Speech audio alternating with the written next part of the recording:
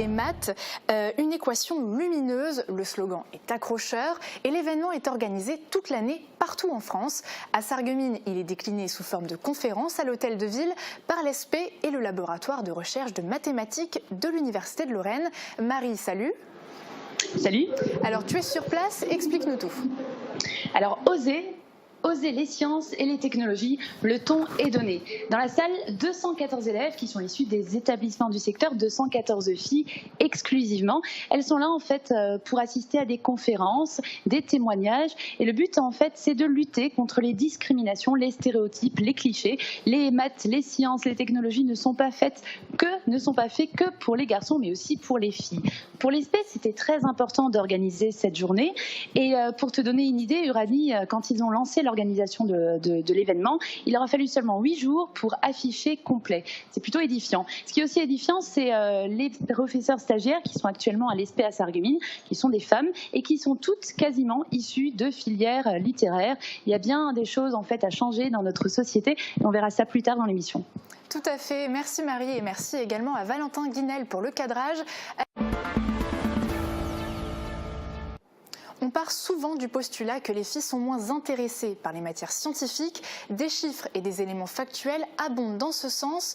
Invitée pour l'événement Filles et mathématiques, une équation lumineuse, une sociologue nous en dit plus. Première question, est-ce que vous pouvez nous faire un état des lieux de ce qui se passe en France ? Alors, c'est un peu compliqué parce qu'il y a beaucoup de choses à dire, mais d'une manière générale, on peut dire que les filles et les mathématiques font bon ménage, contrairement à ce qu'on a l'habitude de dire, puisque quand elles s'engagent dans des formations et des métiers liés aux mathématiques, elles réussissent et elles excellent et elles obtiennent leur bac avec mention, etc. Donc, c'est pas du tout une question de compétence. En revanche, ce qui explique le fait qu'on constate encore un très faible pourcentage de filles dans un certain nombre de formations scientifiques, c'est un certain nombre de stéréotypes et des croyances encore par rapport à la question des compétences et du goût des filles pour les maths. Mais alors, comment est-ce qu'on fait pour combattre ces stéréotypes ? Eh bien, justement, en expliquant déjà que ce sont des stéréotypes et en montrant qu'il y a des femmes de tout temps qui ont excellé et qui ont fait tout un tas de choses et apporté, réfléchi, construit des théories, élaboré des expériences, créé des inventions qu'on utilise encore au quotidien qui sont particulièrement centrales dans nos vies et qu'elles existent et que donc, voilà, c'est un mythe de penser que les femmes n'ont pas la bosse des maths ou voilà. Et alors vous enseignez d'habitude à l'université, là vous vous êtes adressé à des jeunes. Quels sont les leviers que vous avez utilisés pour les sensibiliser à cette thématique ? Alors l'idée c'est de leur montrer que à la fois les choix qu'ils font sont bien sûr leurs propres choix, mais aussi qu'il y a un certain nombre d'éléments dans leur environnement, dans leur famille, dans l'école, qui font que ça va aussi construire leur goût ou dégoût pour les sciences. Et travailler, questionner justement leur représentation, par exemple avec des enfants, de s'interroger sur le fait que, tiens, pourquoi quand on leur demande de dessiner un scientifique, enfin une personne scientifique, c'est essentiellement un homme en blouse blanche avec les cheveux éclatés sur la tête qui est présenté.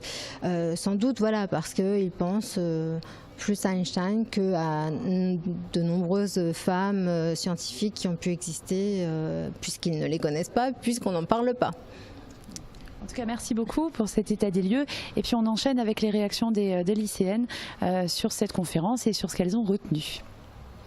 Justement, les filles présentes dans la salle ont-elles été convaincues par cette première matinée de conférence? Marie Luff et Valentin Guinel leur ont posé la question.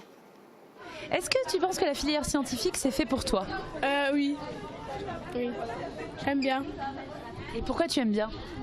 Parce que j'aime bien aider les gens, les soigner et connaître des choses. Oui, parce que j'aime beaucoup les sciences. Et je suis meilleure dans les sciences que dans le littéraire. Qu'est-ce qui peut te freiner? Qu'est-ce qui te fait peur? Peut-être les maths et beaucoup de calcul aussi. Moi j'aime bien les maths, j'aime la science et tout, j'aime tout ce qui est dans le domaine mathématique et tout. Et tu aimerais faire quel métier plus tard?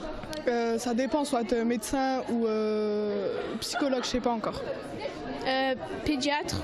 j'aime bien les enfants et voilà. Par rapport aux propos, les stéréotypes entre garçons et filles, qu'est-ce que tu as retenu? Que le bleu c'est pas forcément pour les gars et que le rose aussi, enfin c'est pas forcément pour les filles. Depuis petite, il y a une différence entre filles et garçons et que maintenant il faut essayer d'éviter ça et de faire des métiers qu'on veut.